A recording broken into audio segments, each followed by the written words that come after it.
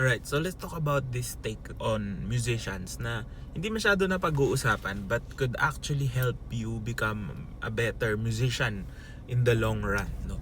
So, sabi nila, actually nakuha ko to sa prof ko before, kay Dr. Lucas, no? He's a cellist, a very well-rounded musician din, no? And I think, I forgot kung anong class ko siya tinake, tas nasabi niya to, but he said that musicians and athletes are alike. Okay, they're not the same, but they are alike in the sense that they use the body, diba, to be able to perform. Now, I did a little bit more research on this, and totoo naman, diba, na musicians and athletes both use muscles. Kaya sabi niya pa, the difference is that athletes use bigger muscles and musicians use smaller muscles. So yung fine motor skills natin, which is actually true. Kasi 'di ba, to do explosive movements, you need to work on the bigger muscles para maka-jump higher, run faster, lift heavier or whatever kung anong kailangan.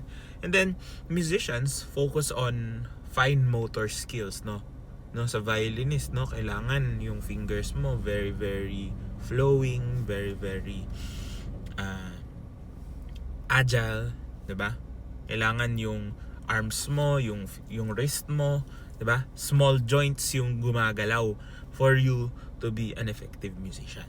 And in this understanding, mas maintindihan na natin na we also need to not just work or practice, but we also need to rest and recover. Kasi 'di ba, if athletes have this regiment na ginagawa, hindi rin pwedeng diretso kang perform. Hindi pwedeng kung basketball player ka, diretso ka sa paglaro agad, 'di ba? You have to take care of your body.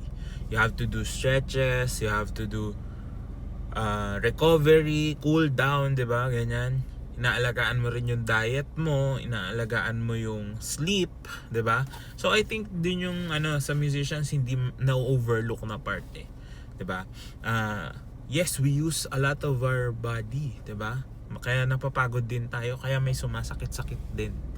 And if we try to have this mindset of an athlete to the point na after we practice, we know how to cool down, we know how to take care of our body, we do proper stretches, 'di ba? Ayan. Tutulog tayo ng maayos kasi 'di ba, artist tayo yun ang nagiging problema. Minsan hindi na natutulog, minsan pag may sumasakit, okay lang yan, ganyan, pwede pa, sige, you fight through the pain. 'Di ba, sabi nga din nila, musicians have a high pain tolerance kasi we suffer through a lot. Kahit na sabihin nating sometimes mental yung suffering na pinagdadaanan natin when it comes to learning a song, learning a piece, 'di ba? But yun, yung pain tolerance na yun, that's one thing I always advocate for is proper rest and recovery. No, bakit? Kasi ito yung naman din yung isang problema. So, when athletes get injured, no, nabalian ng buto, na sprain, usually nadadaan sa surgery and they can get back to their siguro not 100%, maybe 90% of what they used to be, 'di ba? So pag nai-injured nga, minsan mas lumalakas pa yung bones mo. For example, if you have broken bones tas binalik siya, minsan when they recover mas malakas pa. So yung sa kanila ganun. Ang problema sa musicians is that we don't experience those harsh injuries, 'di ba? Hindi naman tayo nagkakaroon ng fracture na biglaan na lang. Usually they call it overuse injury, no? So I've talked to some orthopedic doctors, I've talked to physical therapists, physiotherapists about musicians, no? Meron nga akong na-encounter before. Sabi nila, sa libro lang namin kayo nakikita. Kasi yung problema sa musiko, hindi nagpapagamot. 'Di ba, may nararamdaman ka ng aches and pains, hindi ka pa pumunta sa doctor. Sabihin mo, hindi, wala lang yung pala, malala na yung injuries, no? May mga ganyan.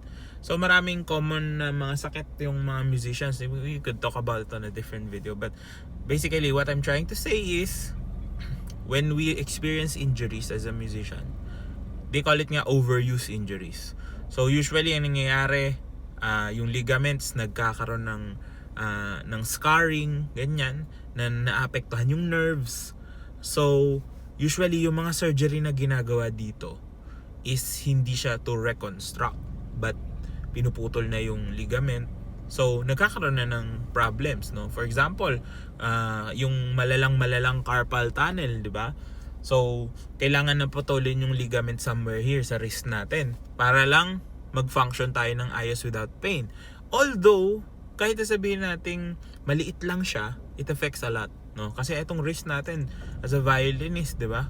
Even maybe siguro as a pianist, malaking factor yung na i-contribute niya sa playing natin. So yun ang kailangan na iwasan. Ano ba yung common na injuries, 'di ba? Si Hilary Hahn had herniated disc. I don't know if it's her playing related, but it stops her from touring, 'di ba? So yung mga ganun, neck injuries, yan. Shoulder injuries, 'di ba? Yung mga frozen shoulders o kaya rotator cuffs, yan, may mga pwedeng magkaroon ng problems dyan sa areas na yan. So kailangan din nating ingatan yung sarili natin. So what do we need to do? So we have to think like an athlete siguro. Kasi if we think like a musician, sabihin lang natin okay pa ako, pwede pa, 'di ba? Which is yun yung medyo mahirap tanggalin na mindset eh. We have to also think about proper stretches, ganyan. Hindi rin na ituturo yan madalas eh. And yun nga, kung nagsa-self-study kayo, it's a big risk also for injuries kasi kung ano-anong movements yung gagawin na hindi effective, di ba? O kailangan ipalakas, anong ginagawa?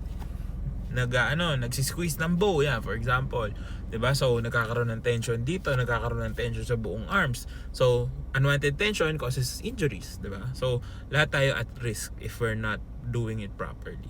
So yun, siguro we have to think like an athlete in the sense na you have to do stretches afterwards, 'di ba?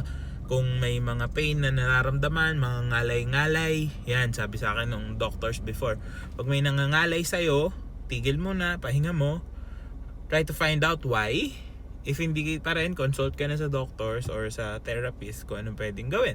So you could do hot compress, cold compress, massages, ayan, no?